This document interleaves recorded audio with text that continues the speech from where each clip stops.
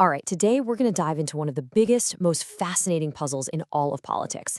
It's a question that really pits the pure logic of democracy right up against the reality of capitalism. And let me tell you, the answer is not at all what you'd expect. I mean, the logic seems pretty simple, right? In pretty much any democracy, the vast majority of people earn less than the average income. So you'd think they would consistently vote to tax the rich and, give themselves a bigger slice of the pie. But for the most part, that doesn't happen. The big question is, why on earth not? Okay, to start getting our heads around this, I want you to take a look at this famous drawing. It's from the book The Little Prince. Now, when the author first showed this drawing to adults, he was totally crushed by what they said. What do you see here? Okay, so most adults saw a hat, simple enough. But an economist sees something completely different. Believe it or not, they see a perfect picture of how income is distributed in almost every society.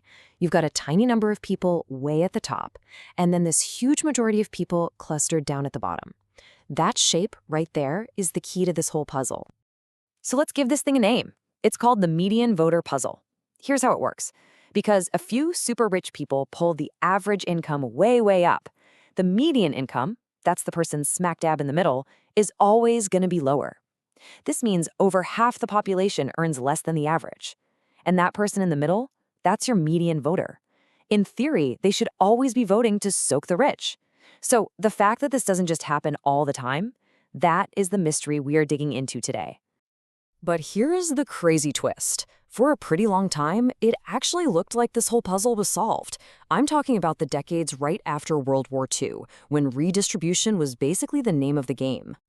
In the US, you had the Great Society. Across Britain and Europe, powerful social democracies were being built. And get this wasn't some radical fringe idea. Center-right parties would get elected, and they would often expand the welfare state.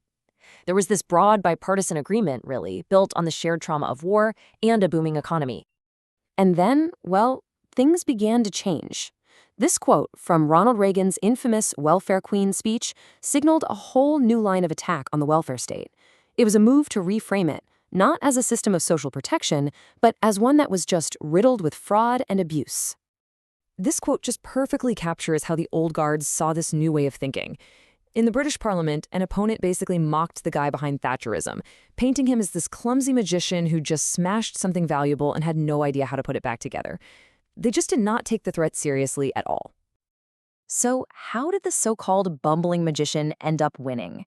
How did this massive political shift happen? And how did the median voter puzzle come roaring back stronger than ever? All right, let's put on our detective hats and start looking at the clues.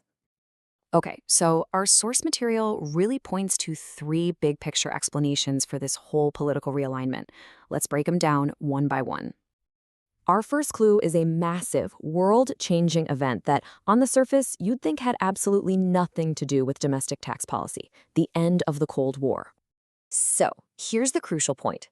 For decades, the very existence of the Soviet Union acted as this looming threat that kept Western capitalism, well, a little more generous. Business elites had a huge incentive to support things like welfare programs because it kept their workers from being tempted by a revolutionary alternative. Once that Soviet bogeyman was gone, a lot of the political pressure to maintain that expensive welfare state, it just kind of vanished. All right, our second clue. This one really messes with our neat little picture of voters who only think about what's in their wallets. It introduces what's called a second dimension to politics. So imagine politics is just a single line, right? From more redistribution on the left to less on the right. In that world, the median voter should always be pulling things left. But what happens when you add another line, another axis for cultural or social issues? All of a sudden, a voter might care way more about one of those issues than they do about a tax break. Their economic self-interest gets pushed to the side.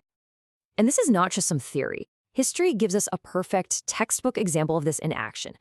After the Democrats passed the Civil Rights Act, Richard Nixon's Southern strategy went after white Southern voters on the dimension of race. It worked. It completely shattered a powerful economic coalition that had been voting Democrat for generations. The second dimension broke the median voter's economic power. And that leads us straight to the battlefield of ideas. Because if you want to get the median voter to act a certain way, you have to convince them what's fair. And it turns out there are two really powerful and totally competing definitions of fairness. So check out this famous experiment. You've got two capuchin monkeys. You give them both a piece of cucumber for doing a simple task, and they're totally happy. But then you give one a grape, which is like a 5-star meal for a monkey, while the other still gets a cucumber. The monkey with the cucumber becomes absolutely furious. He's not mad about getting a cucumber. He's mad that the other guy got something better. This shows we have this deep, primal instinct for fairness that's based on how we're doing compared to others. And this idea basically splits politics into two big camps. One view says fairness is all about the gap, that inequality itself is the problem we need to fix. The other view says no, fairness is about absolute gains. Are you personally better off than you were a few years ago? If the answer is yes, who cares if someone else is way better off? This is that classic "a rising tide lifts all boats" argument. And nobody framed this argument more powerfully than Margaret Thatcher. With this one single line, she just completely flipped the debate on its head. She basically accused her opponents of being driven by envy, not by a real desire to help the poor. It was an unbelievably effective political weapon that shoved the whole debate away from relative gaps and towards absolute gains. But ideas aren't enough on their own.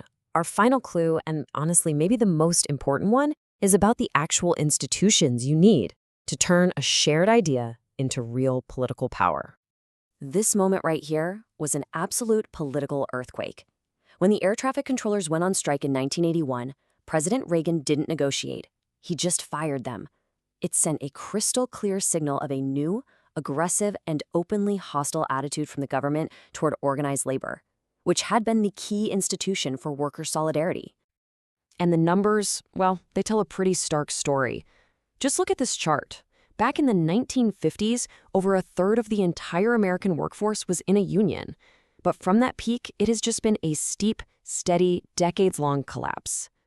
So here it is, the big reveal. You see this stark inverse relationship. As unions, the main institution for organizing the economic interests at the bottom half of the income ladder, got weaker and weaker, the share of the nation's income going to the very top just soared. With unions fading away, the one major force that united people across cultural lines based on their shared economic interests was gone, and that left voters way more open to those second-dimension appeals we talked about. So, the median voter puzzle at the end of the day isn't just about simple economics. It's about shifting geopolitics. It's about deep cultural divisions. It's about competing ideas of what's fair. And, critically, it's about the decline of the institutions that bind people together. Which leaves us with a final, really big question. In a world where all these old bonds have gotten so much weaker, what, if anything, can bind a majority together now to actually use its democratic power?